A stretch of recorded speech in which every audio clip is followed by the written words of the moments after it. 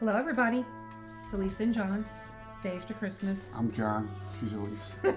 We're catching up on A Christmas Carol. We didn't practice this either. Sorry we didn't get it done in time for Christmas, but it's a great story. I thank Tracy up in Canada who recommended I read it. I'm having a great time. It's such a wonderful story to read. Yesterday was really good. Yesterday was awesome. And you guys are going to get, I think you guys are going to get it all at the same time. Yeah, all at the same time. So, with some lovely Christmas So music. I read about I'm about 2/3 of the way through the work, and I'm going to read the last third of it now. Mm-hmm. So you guys are going to get the whole thing at one time, but it is going to be late, and we apologize for that. But everything has been we're still in the holiday behind. season. No, it's.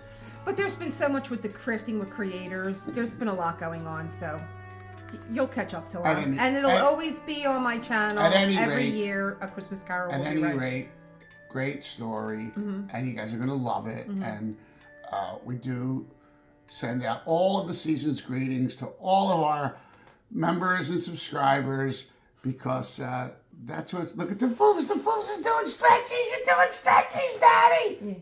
Yeah. Look at him. I want that box that Gabrielle gave me. So just for those of you who know the foofs, I came home. I went to the cemetery to visit my parents' grave, and when I came home, Lisa said, he's sitting, like a lion on the Chippendale. He says, guess where he was?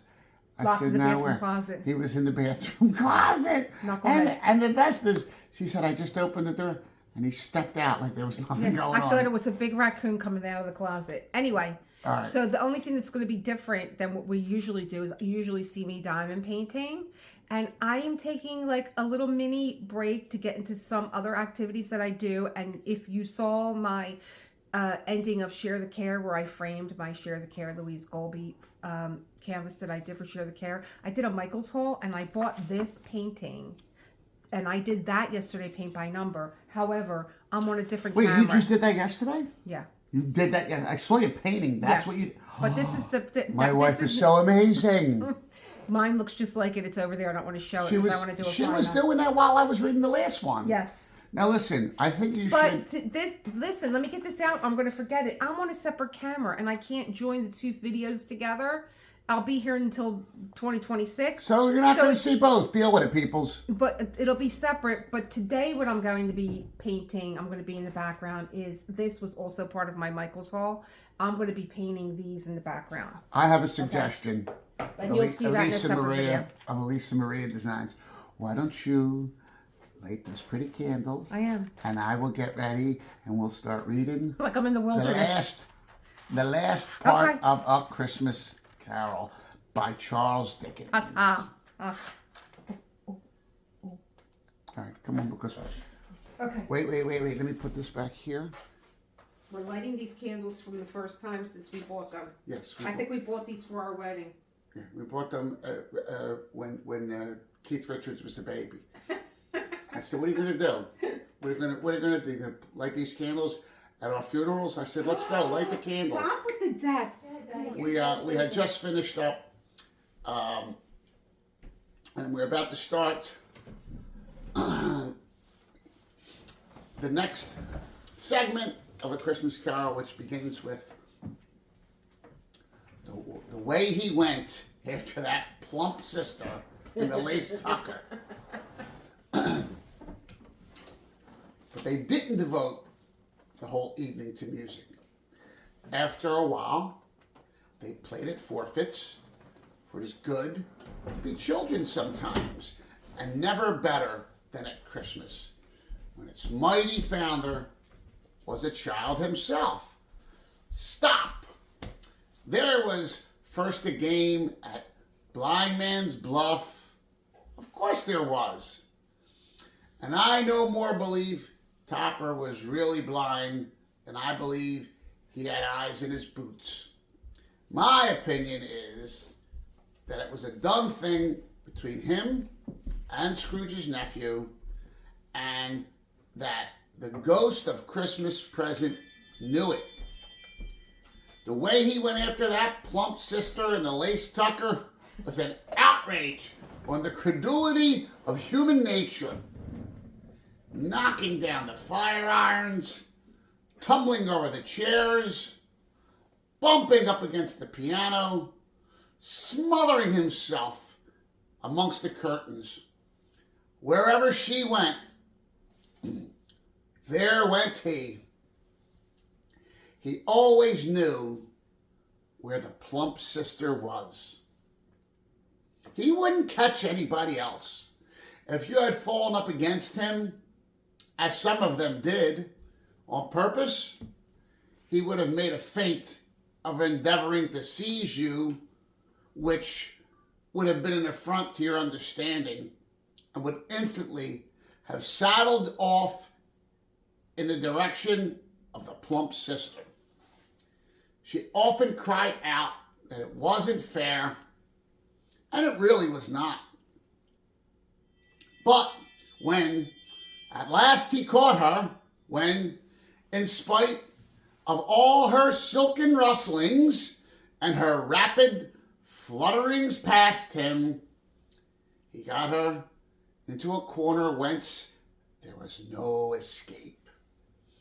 Then his conduct was the most execrable.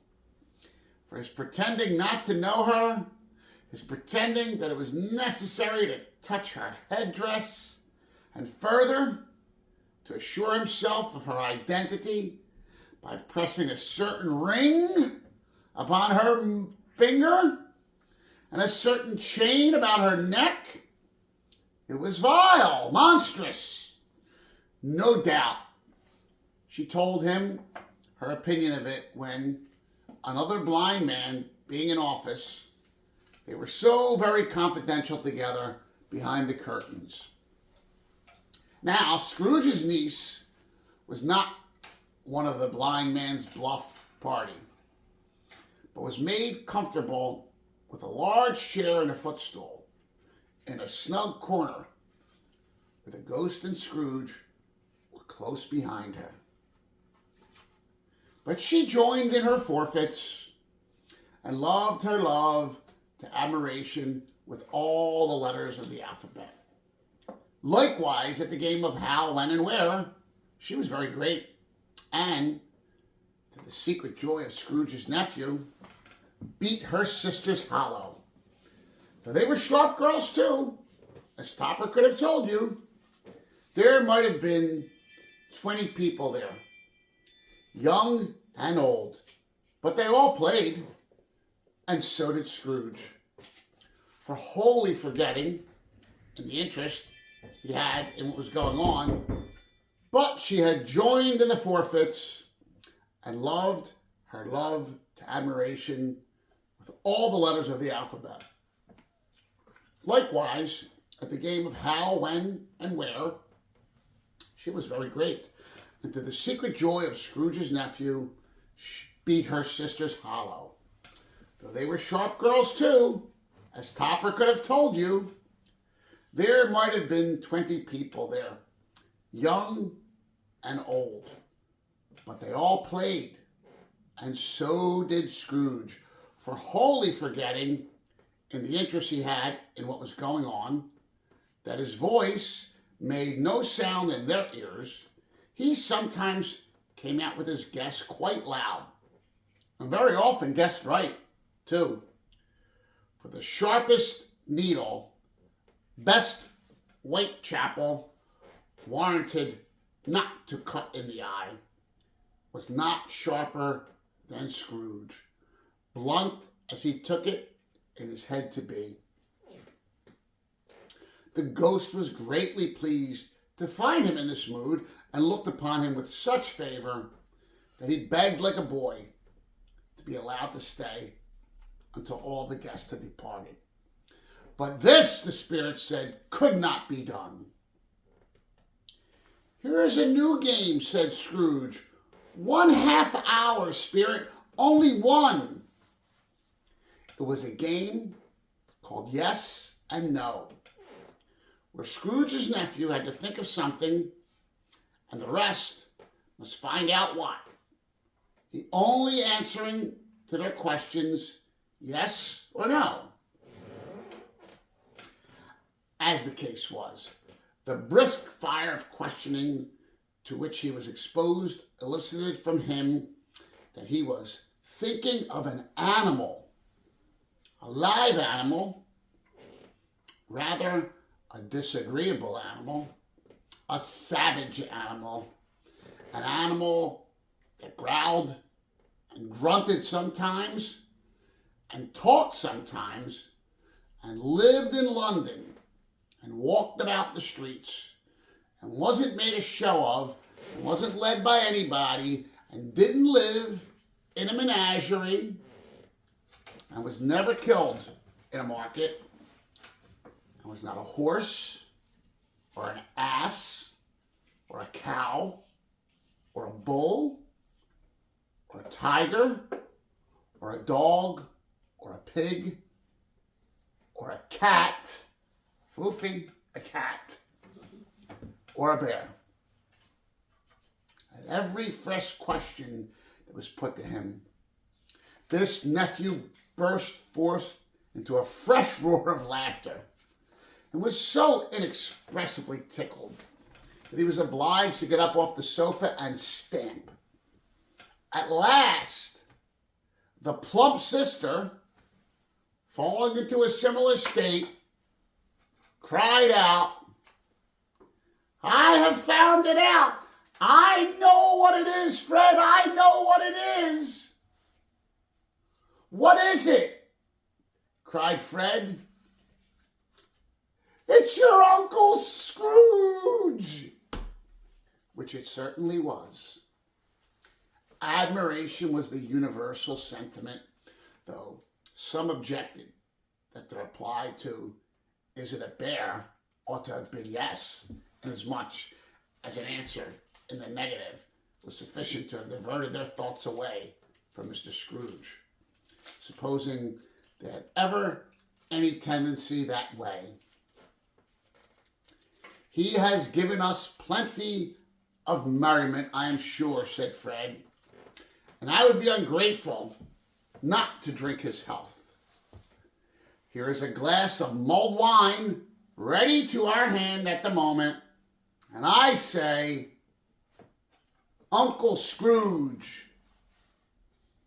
"Well, Uncle Scrooge," they cried, "a Merry Christmas and a Happy New Year to the old man, whatever he is," said Scrooge's nephew.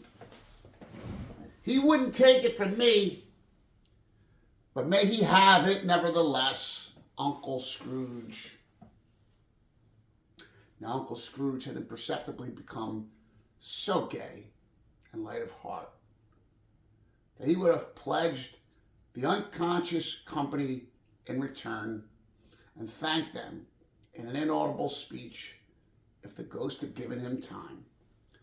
But the whole scene passed off in the breath of the last word spoken by his nephew, and he and the spirit were again upon their travels. Much they saw, and far they went, and many homes they visited, but always with a happy end. The spirit stood beside sick beds, and they were cheerful. On foreign lands, and they were close at home. By struggling men, and they were patient in their greater hope. By poverty, and it was rich. In almshouse, hospital, and jail. In miseries, every refuge, where vain men in his little brief authority had not made fast the door and barred the spirit out, he left his blessings and taught Scrooge his precepts. It was a long night,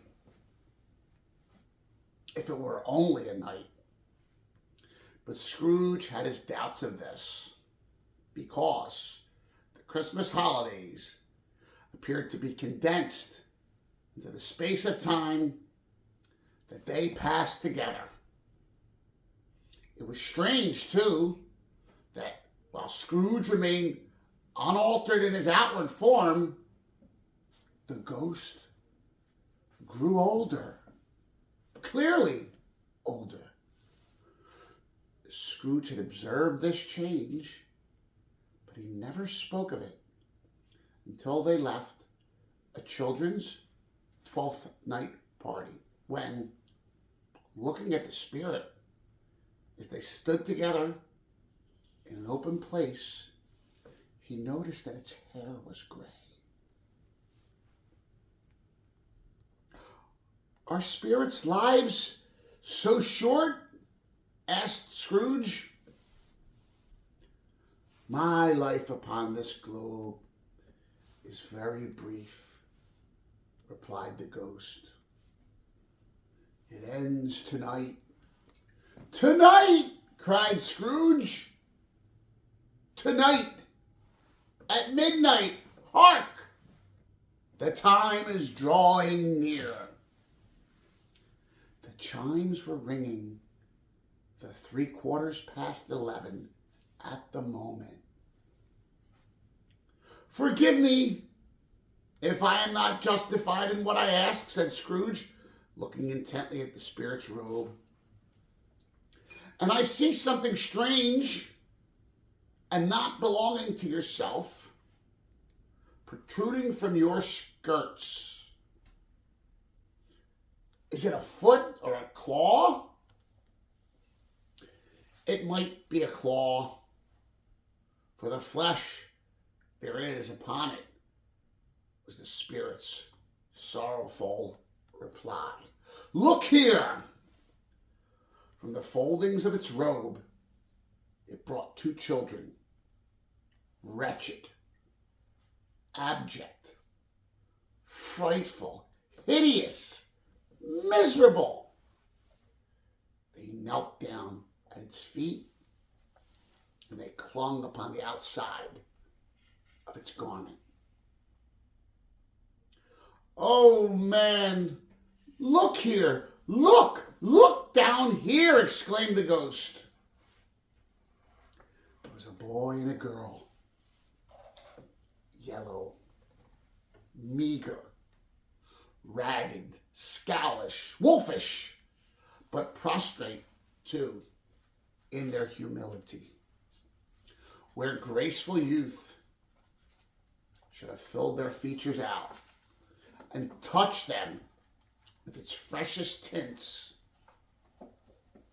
A stale and shriveled hand like that of age had pinched and twisted them and pulled them into shreds.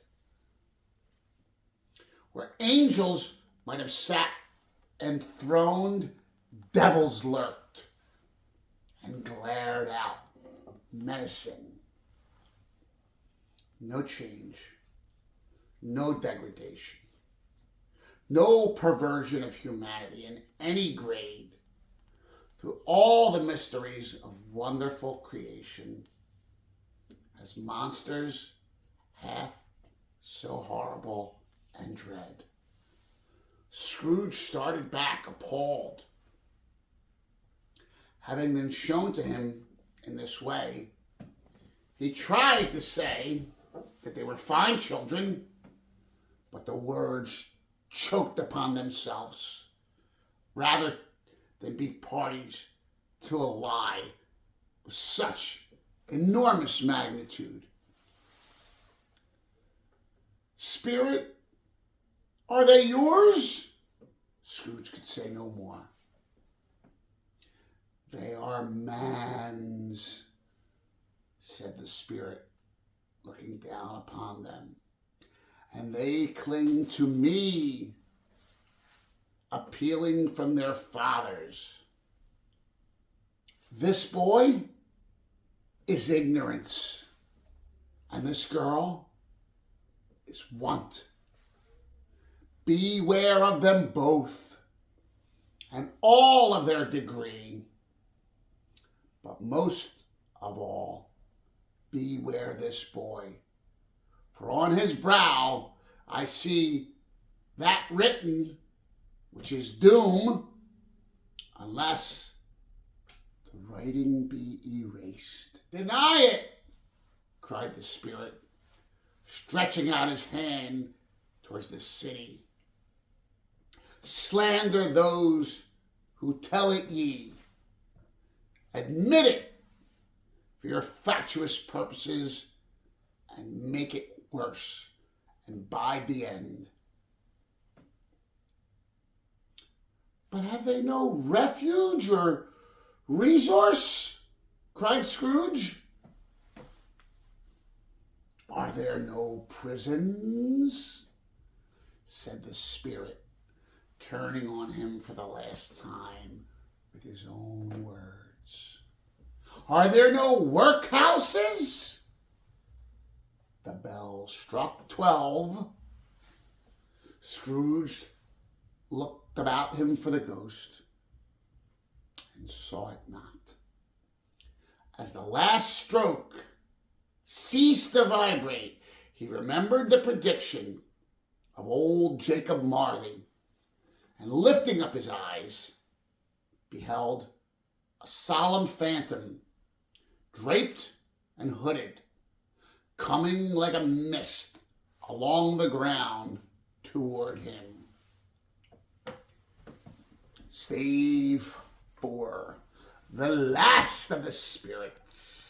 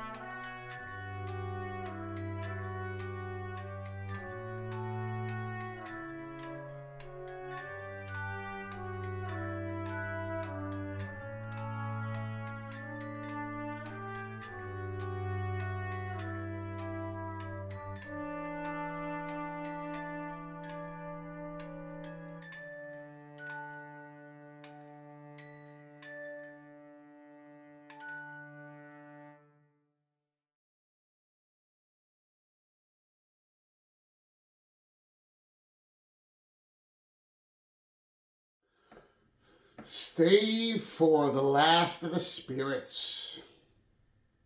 The phantom slowly, gravely, silently approached.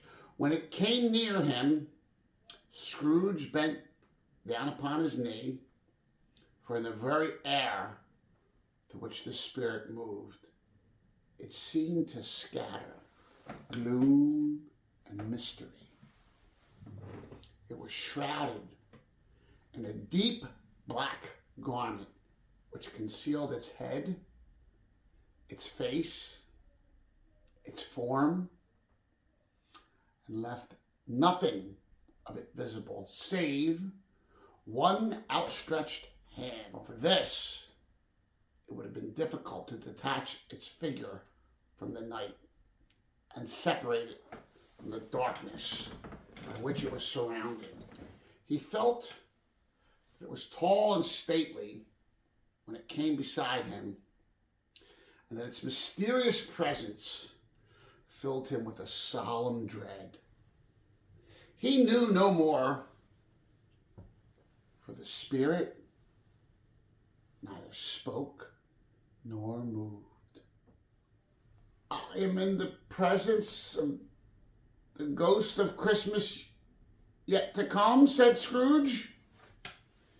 The spirit answered not, but pointed onward with its hand. You are about to show me shadows of the things that have not happened, but will happen in the time before us? Scrooge pursued. Is that so, Spirit? The upper portion of the garment was contracted for an instant in its folds, as if the spirit had inclined its head. Scrooge pursued. Is that so, Spirit? Although well used to ghostly company by this time, Scrooge feared the silent shape so much that his legs trembled beneath him, and he found that he could hardly stand when he prepared to follow it. The spirit paused a moment, as if observing his condition and giving him time to recover. But Scrooge was all the worse for this. It thrilled him with a vague, uncertain horror to know that behind the dusky shroud there were ghostly eyes intently fixed upon him, while he, though he stretched his own to the utmost, could see nothing but a spectral hand and one great heap of black. Ghost of the future, he exclaimed, I fear you more than any specter I have ever seen. But as I know your purpose is to do me good, and I hope to live to be another man from what I was, I am prepared to bear your company and to do it with a thankful heart. Will you not speak to me? It gave him no reply. The hand was pointed straight before them. Lead on, said Scrooge, lead on. The night is waning fast, and it is precious time to me, I know. Lead on, Spirit. The phantom moved away as it had come towards him. Scrooge followed in the shadow of its dress, which bore him up, he thought, and carried him along. They scarcely seemed to enter the city, for the city rather seemed to spring up about them and encompass them of its own act.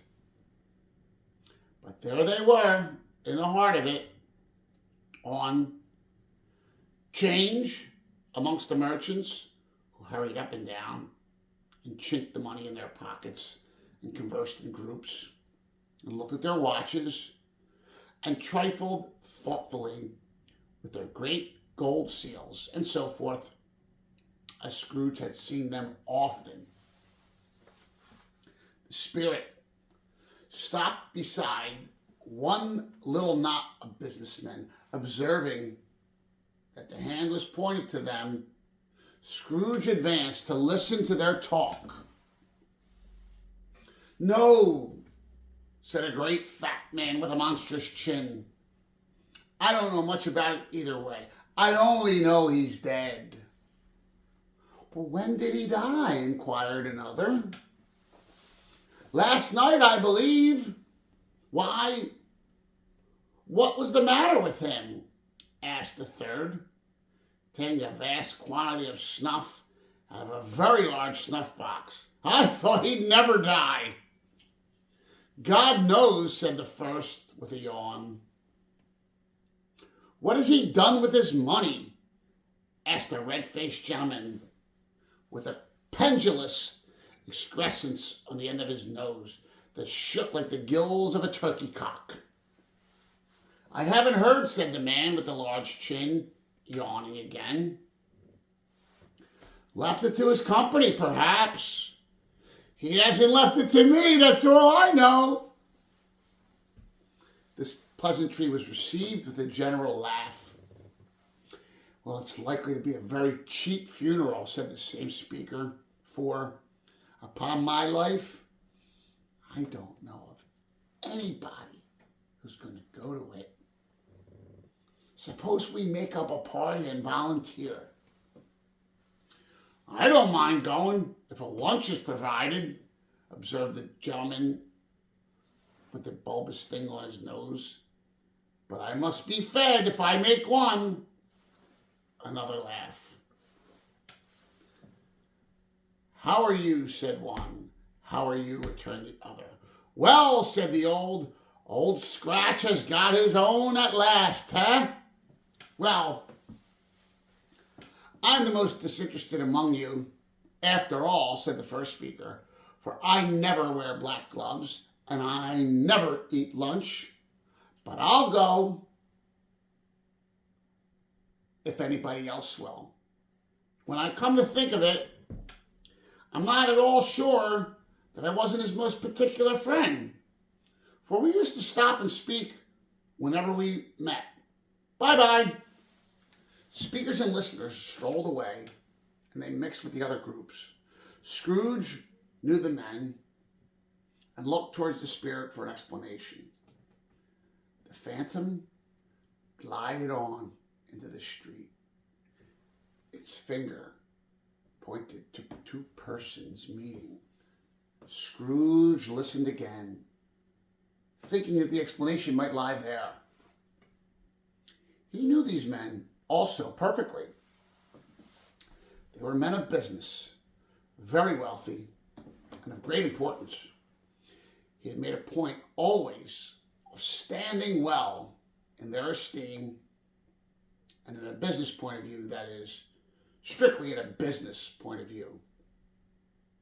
How are you? Said one. How are you? Returned the other. Well, said the first, old Scratch has got his own at last, huh? So I'm told, returned the second. Cold, isn't it?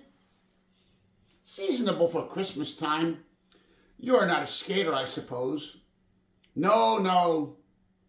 Something else to think of. Good morning. Not another word. That was their meeting. That was their conversation and their parting. Scrooge was at first inclined to be surprised that the spirit should attach importance to conversations apparently so trivial, but feeling assured that they must have some hidden purpose, he set himself to consider what it was likely to be.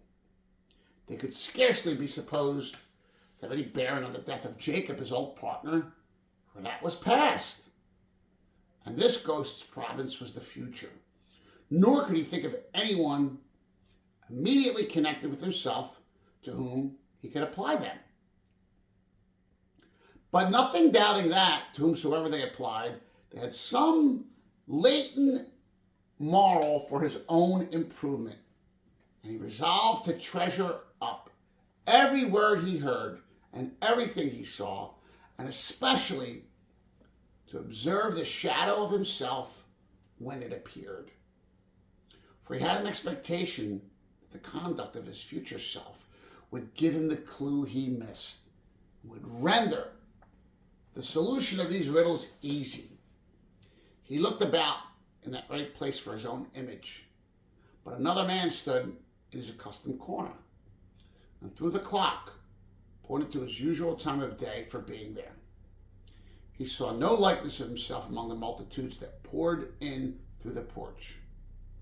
And it gave him little surprise, however, for he had been revolving in his mind a change of life, and thought and hoped he saw his newborn resolutions carried out in this. Quiet and dark beside him stood the phantom, with its outstretched hand. When he roused himself from his thoughtful quest, he fancied, from the turn of the hand and its situation in reference to himself, that the unseen eyes were looking at him keenly. It made him shudder, and he felt very cold. They left the busy scene and went into an obscure part of town, where Scrooge had never penetrated before, although he recognized its situation and its bad repute.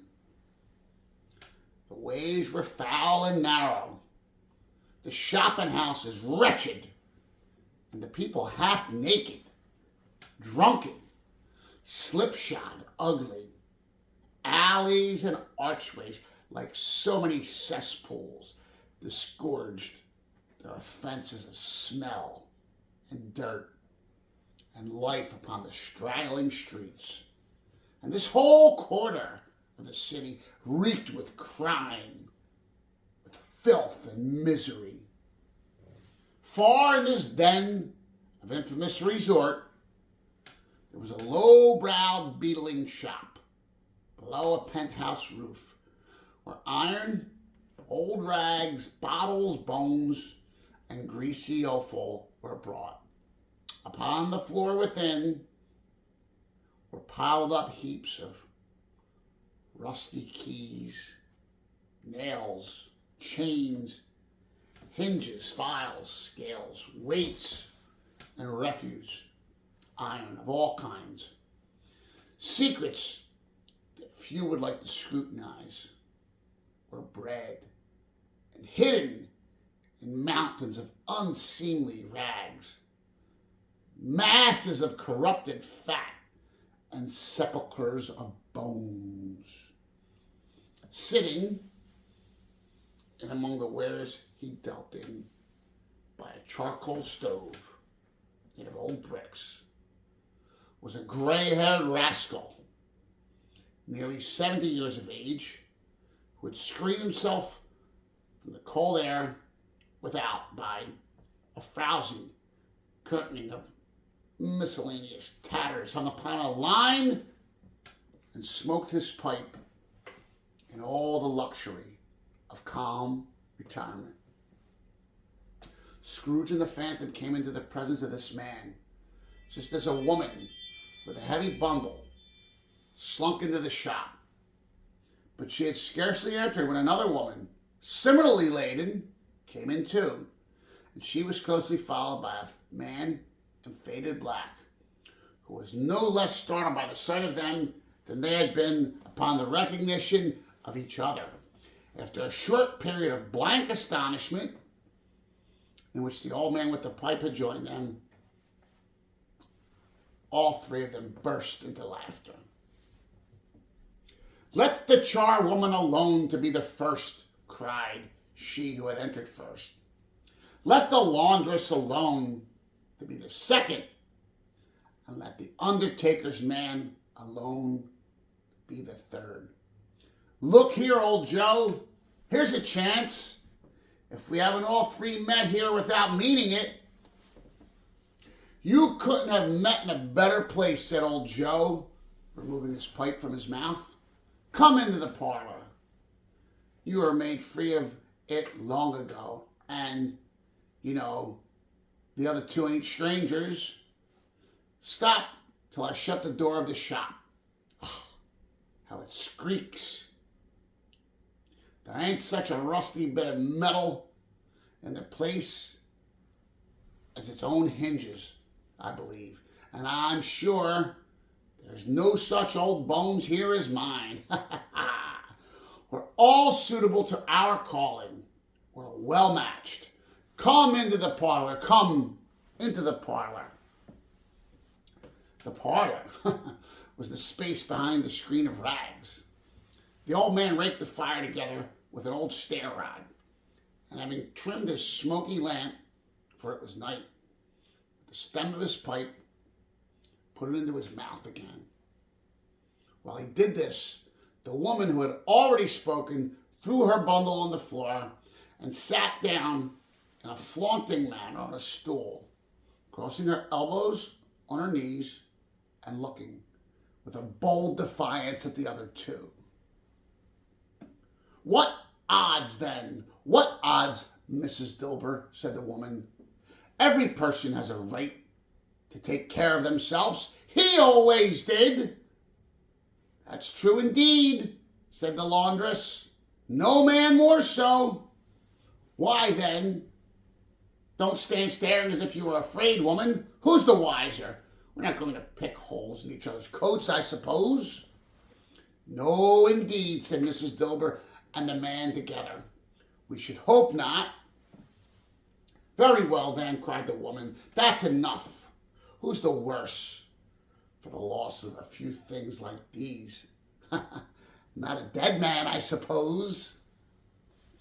"No, indeed," said Mrs. Dilber, laughing. if he wanted to keep him after he was dead. A wicked old screw, pursued the woman. Why wasn't he natural in his lifetime? If he had been, he'd have somebody to look after him when he was struck with death, instead of lying, gasping out his last there, alone, all by himself. If the truest words that ever was spoke, said Mrs. Dilber, it's a judgment on him.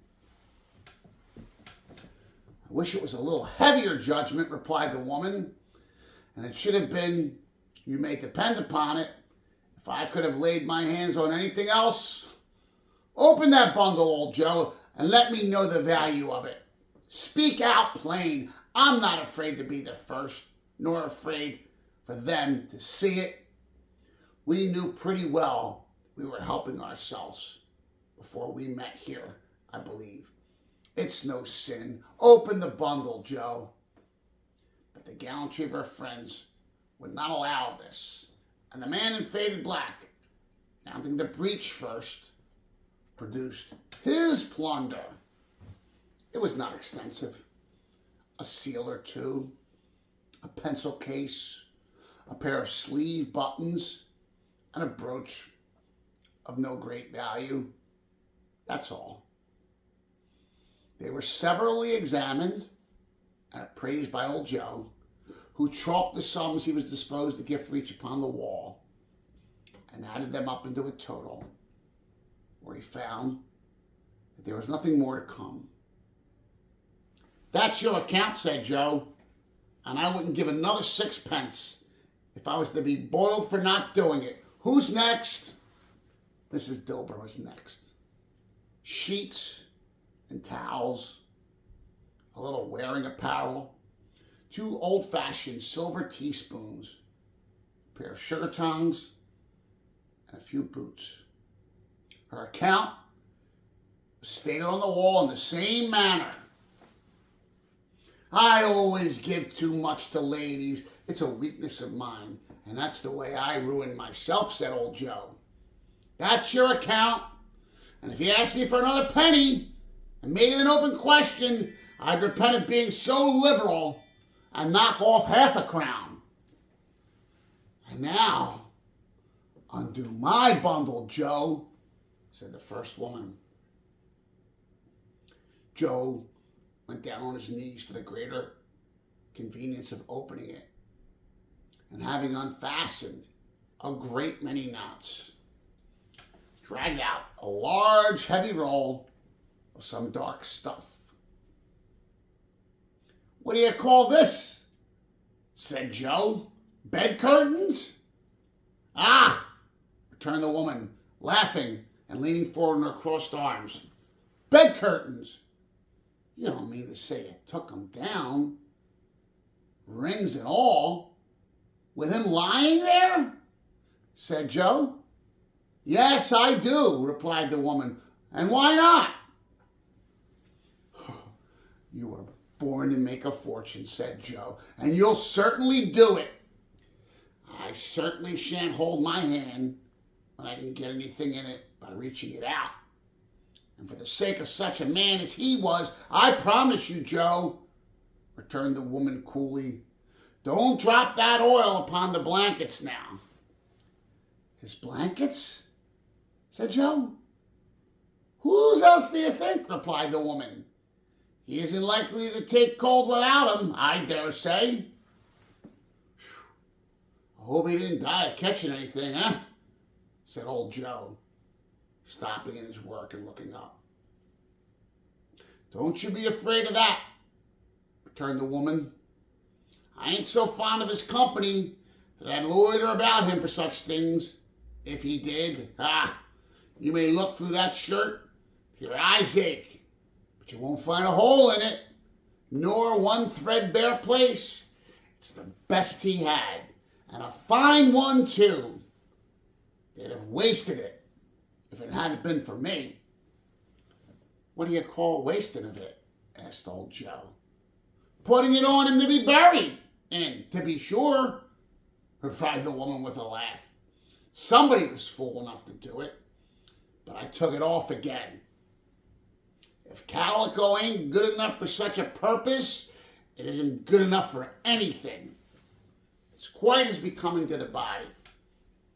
He can't look uglier than he did in that one. Scrooge listened to this dialogue in horror as they sat, grouped about their spoil, in the scanty light afforded by the old man's lamp. He viewed them with a detestation and a disgust which could hardly have been greater, though he had been obscene demons marketing the corpse itself. "Ha ha!" laughed the woman when old Joe produced a flannel bag with money in it, told out their several gains upon the ground. "This is the end of it, you see.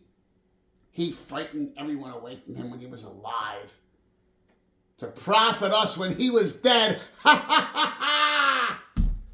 "Spirits," said Scrooge, shuddering from head to foot. I see. The case of this unhappy man might be my own. My life tends that way now. Merciful heaven, what is this?"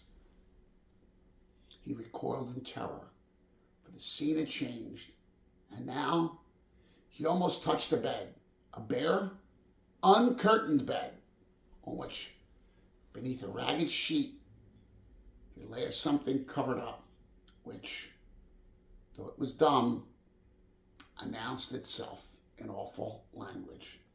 The room was very dark, too dark to be observed with any accuracy.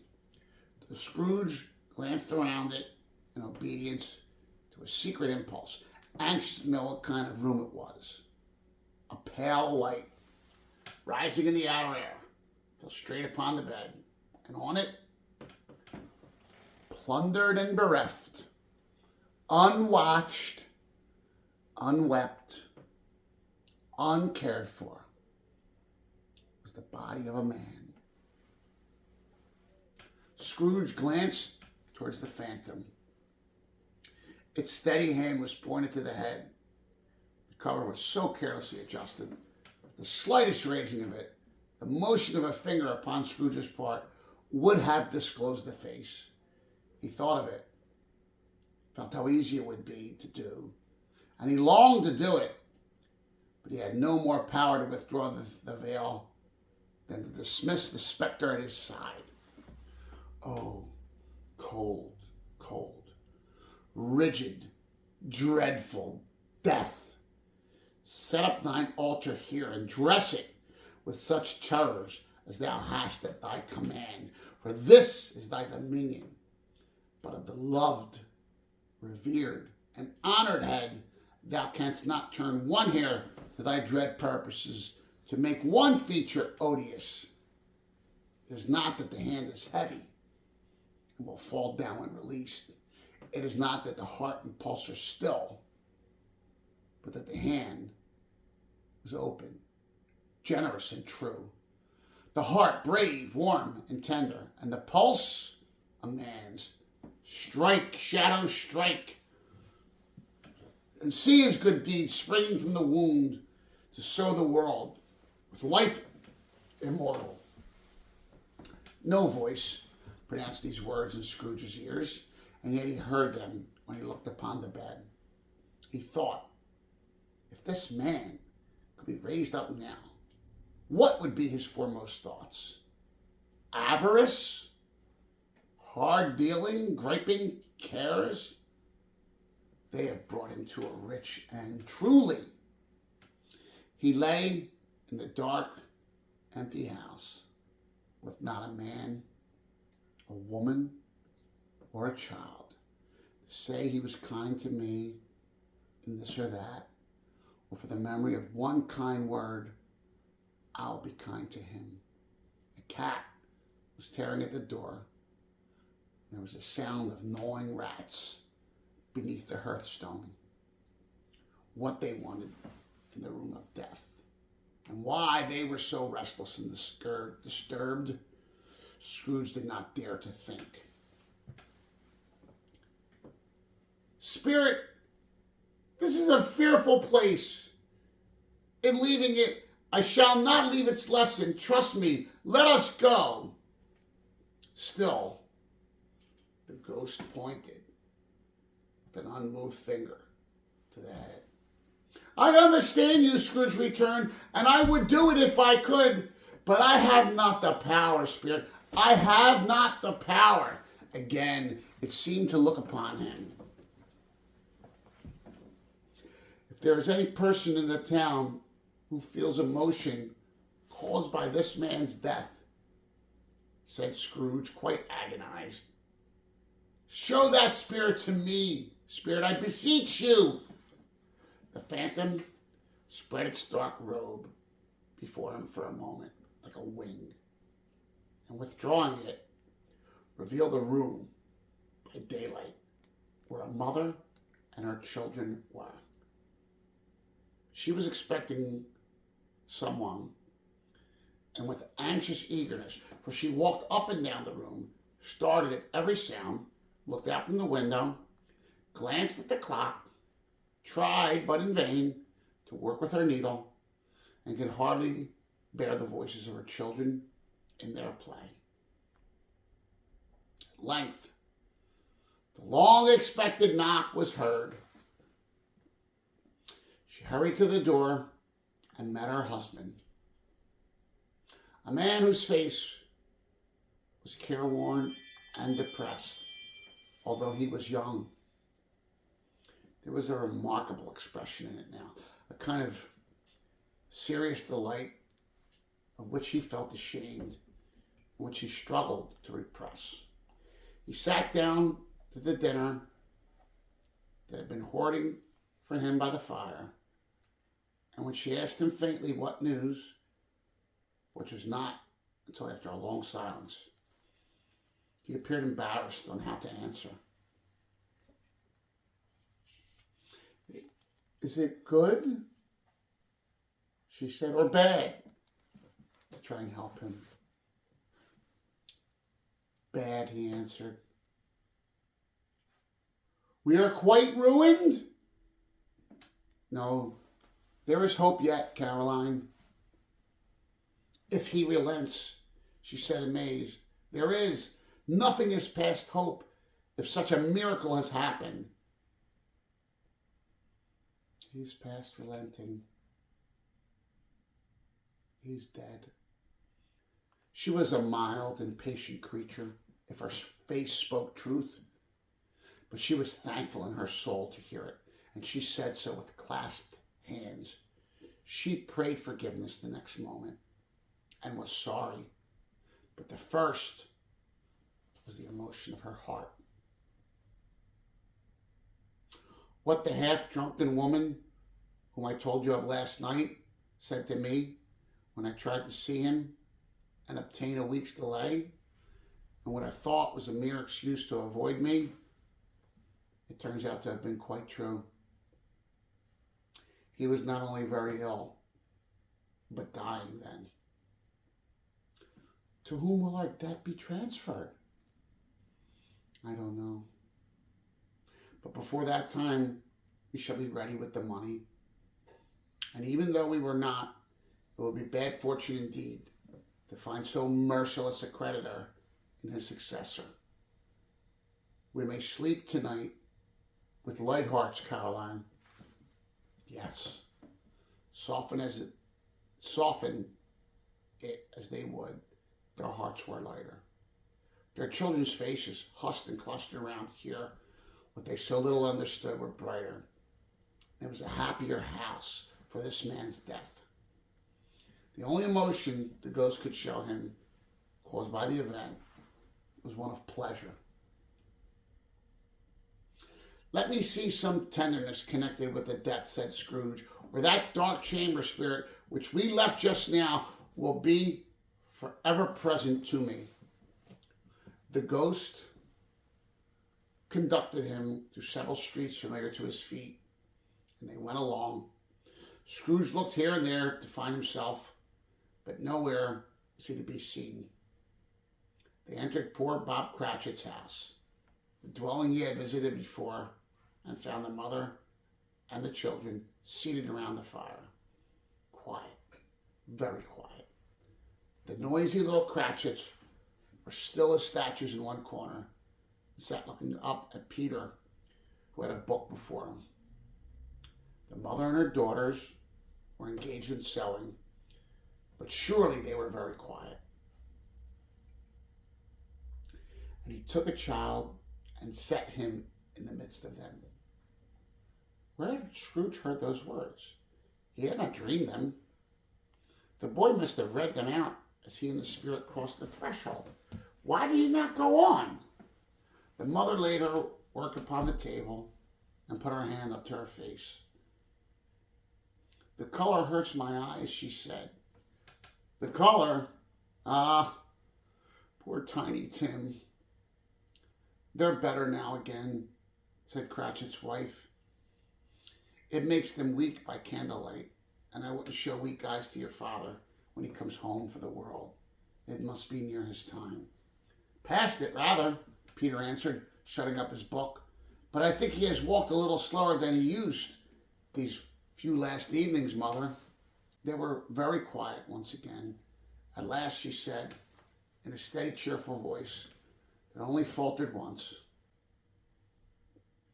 I have known him walk with Tiny Tim upon his shoulder very fast indeed. And so have I, cried Peter, often. And so have I, exclaimed another. So had all. But he was very light to carry, she resumed, intent upon her work. And his father loved him so that it was no trouble, no trouble. And there is your father at the door. She had hurried out to meet him. And little Bob and his comforter, he had need of it, poor fellow, came in. His tea was ready for him on the hob, and they all tried who should help him to it most. Then the two young Cratchits got up upon his knees and laid each child a little cheek against his face, as if they said, Don't mind it, Father. Don't be grieved. Bob was very cheerful with them, and he spoke pleasantly to all the family. He looked at the work upon the table, and he praised the industry and speed of Mrs. Cratchit and the girls. They would be done long before Sunday, he said. Sunday? You went today then, Robert, said his wife. Yes, my dear, returned Bob. I wish you could have gone. It would have done you good to see how green a place it is. But you'll see it often. I promised him that I would walk there on a Sunday.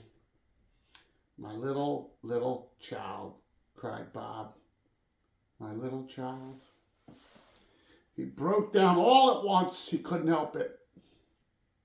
If he could have helped it, he and his child would have been farther apart, perhaps, than they were.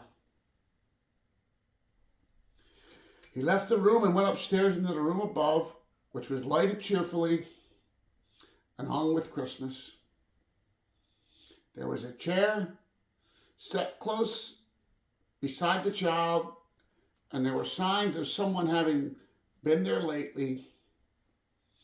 Poor Bob sat down in it. And when he had thought a little and composed himself, he kissed the little face.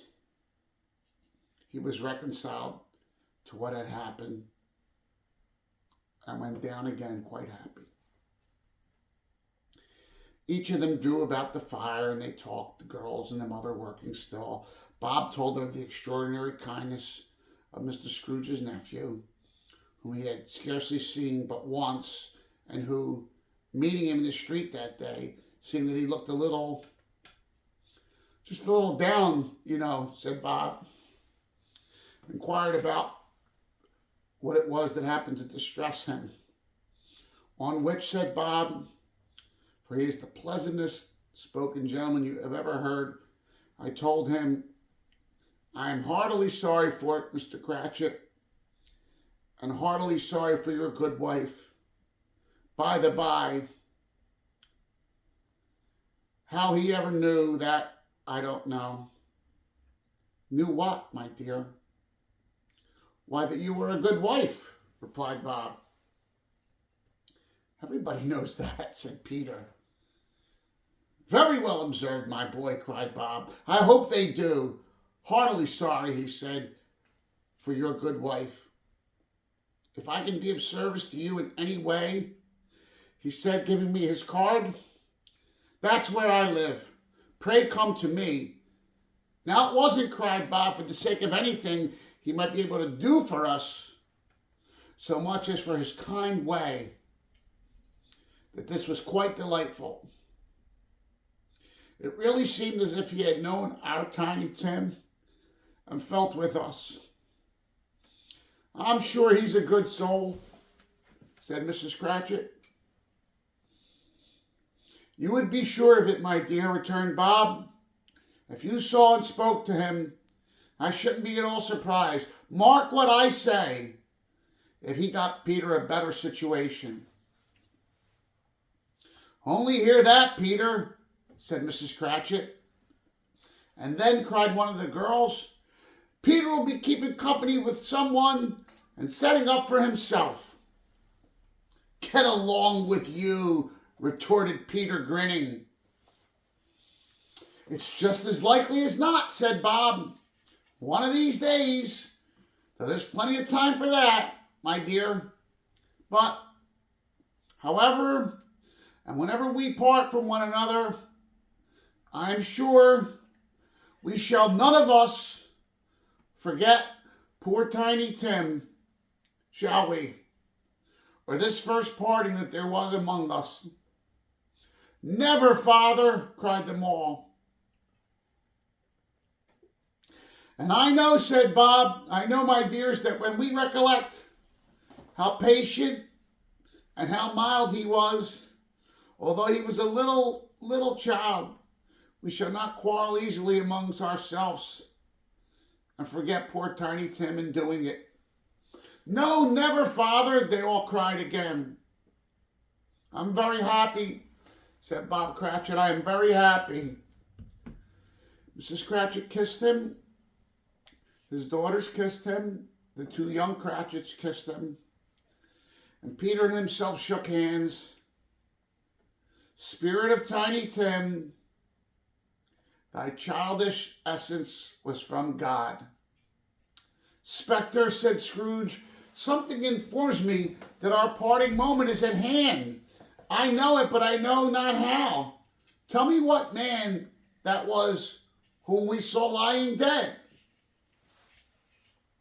The ghost of Christmas yet to come conveyed him, as before, though at a different time, he thought. Indeed, there seemed no order in these latter visions, save that they were in the future, into the resorts of businessmen, but showed him not himself. Indeed, the spirit did not stay for anything, but he went straight on, as to the end just now desired, until besought by Scrooge to tarry for a moment. This court, said Scrooge, though which we hurry now, is where my place of occupation is, and has been for a length of time. I see the house. Let me behold what I shall be in days to come. The spirit stopped. The hand it pointed elsewhere. But the house is yonder, Scrooge exclaimed. Why do you point away? The inexorable finger underwent no change. Scrooge hastened to the window of his office and looked in. It was an office still, but not his. The furniture was not the same, and the figure in the chair was not himself. The phantom pointed as before. He joined it once again and wondered why and whither he had gone, accompanied it until they reached an iron gate and paused to look round before entering. A churchyard. Here, then, the wretched man, whose name he had now to learn, lay underneath the ground. It was a worthy place, walled in by houses, overrun by grass and weeds. The growth of vegetation's death, not life, choked up with too much burying, fat with repleted appetite, a worthy place. The spirit stood among the graves and pointed down to one. He advanced toward it, trembling. The phantom was exactly as it had been, but he dreaded that he saw new meaning in its solemn shape. Before I draw nearer to that stone to which you point, said Scrooge, answer me one question. Are these the shadow of the things that will be? Are they the shadow of the things that may be only? Still the ghost pointed downward to the grave by which it stood. Men's courses will foreshadow certain ends to which, if persevered in, they must lead, said Scrooge. But if the courses be departed from, the ends will change. Say it thus with what you show me. The spirit was immovable as ever. Scrooge crept towards it, trembling as he went, and following the finger upon the stone of the neglected grave, his own name, Ebenezer Scrooge. Am I that man who lay upon the bed? He cried upon his knees. The finger pointed to the grave, to him, and back again. Oh, spirit, oh, no, no! The finger was still there. Spirit, he cried, tight clutching at the robe. Hear me, I am not the man I was. I will not be the man I must have been, but for this intercourse. Why, show me this, if I am past all hope. For the first time, the hand appeared to shake. Good spirit, he pursued, as down upon the ground he fell before it. Your nature intercedes for me and pities me. Assure me that I yet may change these shadows you have shown me by an altered life. The kind hand trembled. I will honor Christmas in my heart and try to keep it all the year. I will live in the past, the present, and the future. The spirits of all three shall strive within me. I will not shut out the lessons that they teach. Oh, tell me I may sponge away the writing on this stone. In his agony, he caught the spectral hand. It sought to free itself, but he was strong in his entreaty and detained it. The spirit, stronger yet, repulsed him. Holding up his hands in a last prayer to have his fate reversed, he saw an alteration in the phantom's hood and dress. It shrunk, collapsed, and dwindled down into a bedpost.